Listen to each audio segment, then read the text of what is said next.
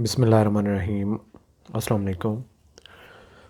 Harvard academy की तरफ से आपको वेलकम कहते हैं। इनकम फ्रॉम प्रॉपर्टी के आज हम दो न्यूमेरिकल करेंगे। लास्ट टाइम हमने जो थ्योरी में चीज़ें पढ़ी थी उनको हमने प्रैक्टिकली देखना है कि कैसे न्यूमेरिकल जब हम सॉल्व करते हैं या फिर हमें टैक्स की कैलकुलेशन करना होती है तो उनको कैसे हमने कंसिडर करना होता है। तो पॉइंट इसमें ये है कि जब आपका एक साल कंप्लीट होता है तो आपने देखना है कि आपने उस प्रॉपर्टी से कितना रेंट लिया, ठीक है।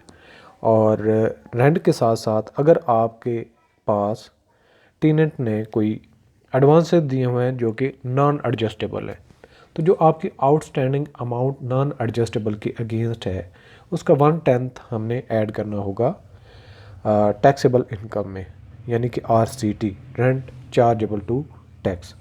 तो इन दो पॉइंट्स को आपने माइंड में रखना है और साथ में आपने ये याद रखना है, और इन न्यूमेरिकल से भी हम यही चीज़ सीखेंगे कि जो फेयर मार्केट वैल्यू है रेंट की या फिर जो आप रिसीव कर रहे हैं, उन दोनों में से जो हायर होगी उसको हम RCT में इंक्लूड करेंगे। और ये दो पॉइंट आपने कंसीडर करने हैं और इसी पे ही ये दोनों न्यूमेरिकल हैं। क्वेश्चन के स्टेटमेंट पहले पढ़ते हैं। A building was rented out to mister Iftikhar at the monthly rent of ₹15,000. An amount of ₹60,000 was received as security. He occupied the building for the period of 6 months. During the second half, यहाँ पे first half तक mister Iftikhar की बात ख़त्म हो जाती है, यानी कि इसके क्या क्या पॉइंट्स याद रखने वाले। एक तो वो 15,000 माहाना किराया दे रहा है और 60,000 उसने एडवांसेस दिए और 6 महीने के बाद उसने वो जगह खाली कर दी। During the second half of the year building was rented out to mister Junaid and, अब दो हमारे पास हो गए, एक मिस्टर इफ्तिखार है एक मिस्टर जुनेद है, दोनों टीनेट्स हैं। Eight uh rent of ₹16,000 per month and the amount of ₹80,000 was received as a security, यानी कि advances. Calculate the amount of RCT for the year. तो दोनों है, यानी कि एक हमारे पास इफ्तिखार है, दूसरा हमारे पास जुनेद है। और इफ्तिखार 15,000 पर मंथ और इसने 60,000 एडवांस दिया हुआ है और पीरियड दोनों का 6 मंथ है। इसका भी 6 मंथ है, इसका भी 6 मंथ है और ये 16,000 पर मंथ दे रहा है और इसके एडवांसेस 80,000 है। तो हमने इसको सॉल्व करना है न्यूमेरिकल को। तो आंसर देखें कैसे बनेगा हमारा। रेंट चार्जेबल टू टैक्स, जो पहला किराएदार था इफ्तिखार था, वो 15,000 पर मंथ दे रहा था, यानी कि 6 महीनों का 90,000, और जुनेद 16,000 पर मंथ दे रहा था और ये मल्टीप्लाई करेंगे 6 से तो 96,000। अब यहाँ पे जब आपका फाइनेंशियल ईयर क्लोज होगा तो आपने देखना है कि 60,000 आपने एडवांस रिटर्न कर दिया और अब जो आपके पास रिटर्न की जो एडवांस की या सिक्योरिटी की अमाउंट है वो 80,000 है। इसको हमने 10 हिस्सों में तकसीम करके एक हिस्सा इसका सालाना हमने RCT में इंक्लूड करना है। तो so portion of security deemed as rent कितना हो जाएगी, 80,000 डिवाइडेड बाई 10, ये 8,000 हो जाएगा। यहाँ पे इन दोनों को ऐड करेंगे तो ये हमारी सालाना जो टैक्सेबल रेंट होगा ये आ गया 1,86,000 और इसमें सिक्योरिटी के अगेंस्ट जो है 10वां हिस्सा 8,000 और दोनों को ऐड हमने किया तो हमारे पास RCT यानी कि रेंट चार्जेबल टू टैक्स की अमाउंट आ गई 1,94,000।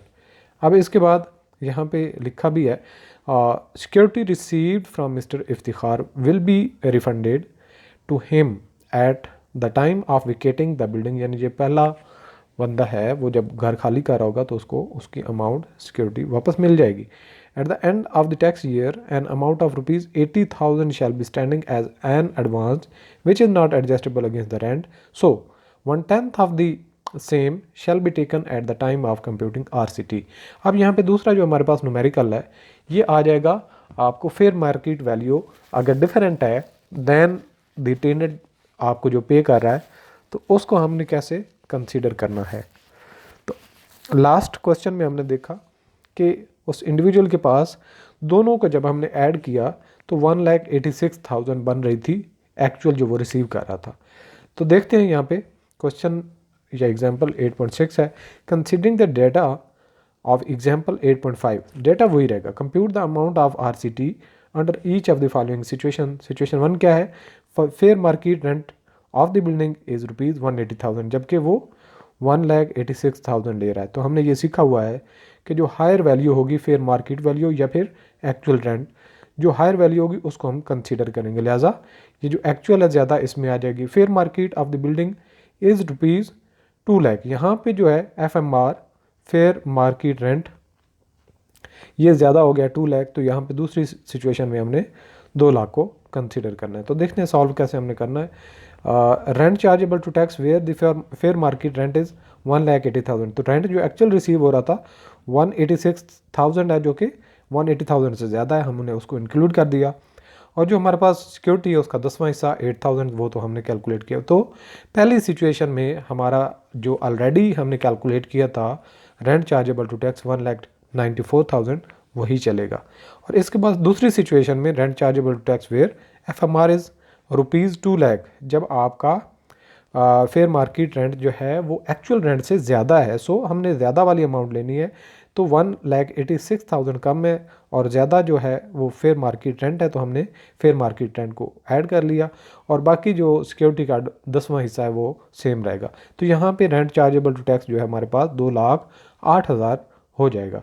तो हमने इन दोनों सिचुएशन में क्या बात सीखी, अगेन अगर हम क्वेश्चन पे आएँ कि आपके पास 2 टेनेंट्स हैं और एक आधा पीरियड रहता है, यानी कि फाइनेंशियल ईयर के आधा पीरियड में एक रहता है और फिर वो चला जाता है, तो उसका रेंट तो जितना पीरियड वो रहेगा वो कैलकुलेट होगा। दूसरा, जब उसकी सिक्योरिटी तो रिटर्न आपने कर दी, वो तो आपके काम की नहीं, जो दूसरा टेनेंट आया वो जितने महीने रहेगा उसकी रेंट प्लस जितना वो सिक्योरिटी देगा उसका 10वां हिस्सा हमने RCT में इंक्लूड करना होगा। और इसके बाद दूसरा पॉइंट जो आपने याद रखना है कि जो एक्चुअल हम रेंट रिसीव कर रहे हैं और दूसरा उसका फेयर मार्केट रेंट, इन दोनों में से जो हायर होगा उसको हमने रेंट चार्जेबल टू टैक्स में कंसीडर करना होता है।